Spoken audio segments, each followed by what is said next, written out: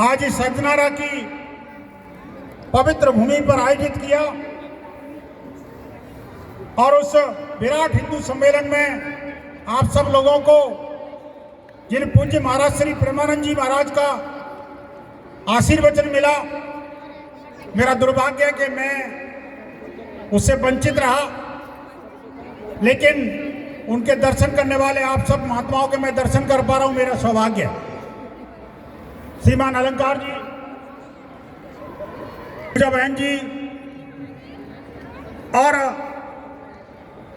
इस संपूर्ण सोसाइटी जगत के अलग अलग सोसाइटी के मूर्धन्य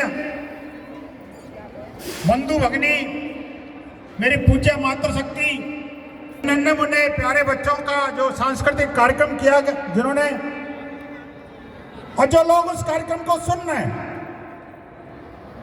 उन सबको प्रणाम करते हुए मैं आज अपनी बात रखता हूं। बंधुओं, ये तो प्रतिदिन आपका मेरा मिलना टीवी चैनल पर रहता होगा। कभी जो लोग रेगुलर टीवी चैनल देखते हैं, न्यूज चैनल्स खासकर, उनके दर्शन होते हैं। मुझे आज साक्षात आपके दर्शन करने का सौभाग्य मिला, सबका धन्यवाद। देखिए, जो हिंदू सम्मेलन है, वो हिंदू सम्मेलन की आवश्यकता क्यों हुई?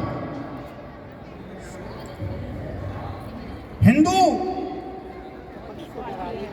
का नाम सुनते के साथ ही ध्यान में आता है कि सिंधु का पर्याय कहीं ना कहीं सिंधु घाटी से है, जो अविरल, निर्मल और बहने वाली एक पवित्र नदी भी है।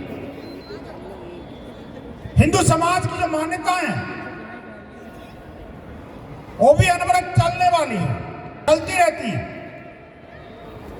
हम वैदिक काल, त्रेता युग, द्वापर और आज इस कलयुग में रह रहे हैं। हम में से बहुत सारे लोग हैं जिन्होंने बहुत सारे दशक अपने जीवन के देखे हैं, और ऐसे पुण्यात्माओं, महात्माओं, दिव्यात्माओं के दर्शन, आशीर्वचन और उनके जो अनुभव हैं, उनसे अब सब लोगों ने लाभ लिया।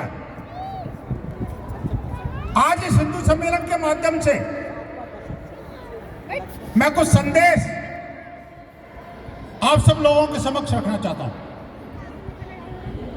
देखिए, हिंदू समाज की संगठन की आवश्यकता क्यों हुई? ये जो राष्ट्रीय स्वयंसेवक संघ जिनका हम शताब्दी वर्ष मना रहे हैं, ये कार्यक्रम कोई आरएसएस का कार्यक्रम है, ऐसा नहीं है। संघ ने समाज को एकत्र किया और इस सकल हिंदू समाज ने मिलकर के ऐसा आयोजन किया। इसके पीछे भाव क्या है? इसके पीछे भाव है एकता का, इसके पीछे भाव है समता का, इसके पीछे भाव है समानता का, इसके पीछे भाव है एकता का, शक्ति का, भक्ति का और राष्ट्र प्रेम का। बंधु, हमने आज इस रविवार के दिन, जो सामान्य तौर पर लोगों के सोने का दिन होता है, आराम का दिन होता है, लोग कहते हैं सप्ताह में एक ही दिन तो मिला है यार, उसमें से भी 3 घंटे तुम हिंदू सम्मेलन के निकाल दोगे तो हमारा क्या होगा? लेकिन एक चिंता की बात क्या है? चिंतन की बात यह है कि आपकी नींद तभी तक सुरक्षित है जब तक मेरा देश सुरक्षित है। आप तभी पूरी नींद ले पाओगे, पूरा आराम कर पाओगे, अपना पूरा काम कर पाओगे, जब तक कि मेरे सीमा पर बैठे पहरेदार, मेरे धर्म के जो धुरंधर हैं, मेरी मान्यताओं और संस्कृति की जो रक्षा करने वाले लोग हैं, जो वीर हैं, धीर हैं, अनवरत रूप से वो संघर्षरत हैं, तभी हम चैन की नींद सो पाते हैं। और इसके लिए ये काम सिर्फ उन्हीं का है ऐसा भी नहीं सोचना चाहिए। वो भी तभी तक हैं जब तक कि आप उनके साथ कनेक्टेड हैं। इस बात को समझना पड़ेगा। यानी हम उनसे और वो हमसे हैं। अगर मेरे वीर सैनिकों को किसी ने नौकर की तरह देखा कि उनको तो सैलरी मिलती है, कुछ लोग हैं ना इस तरह की मानसिकता के भी हैं जो कहते हैं उन्होंने सीमा पर अगर गोली चला दी तो क्या कर दिया, वो तो उनका काम था, उसके लिए उनको सैलरी मिलती है। अरे भाई उस सैलरी को तुम भी लेके देख लो, पता लग जाएगा देश के अंदर जिस प्रकार के उत्पादी प्रकृति के लोग जो धर्मद्रोही तत्व हैं लगातार हमारी मान्यताओं पर कुठाराघात कर रहे हैं।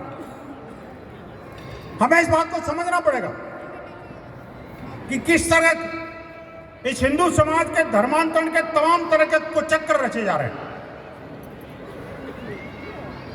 हमें यह भी समझना पड़ेगा कि हमारे अपने बच्चे जिनके बारे में कहा जाता था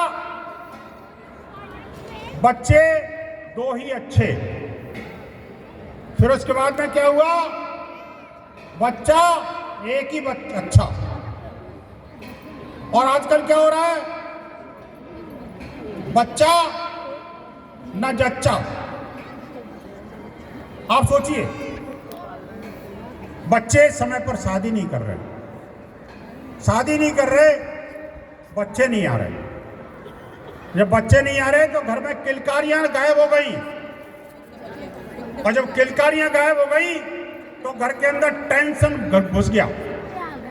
एक बड़ा मनोवैज्ञानिक प्रश्न आप सब लोगों के सामने रखा हूं, खासकर मेरी मातृशक्ति इस हिंदू सम्मेलन में ज्यादा है तो मैं साधुवाद देता हूं, आप सबको नमन भी करता हूं कि आप लोगों ने जो इतना काम होने के बावजूद भी